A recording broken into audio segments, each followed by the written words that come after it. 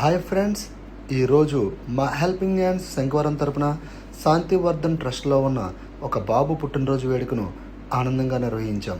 ఆ బాబు జీవితంలో కొంచెం సంతోషం తీసుకురావాలనే చిన్న ప్రయత్నం ఇది.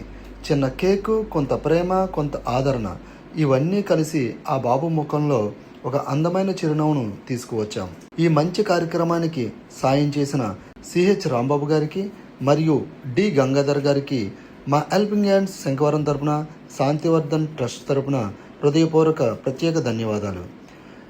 మీ సహాయం వల్ల ఒక బాబు పుట్టినరోజు ఈరోజు నిజంగా ప్రత్యేకంగా మారింది.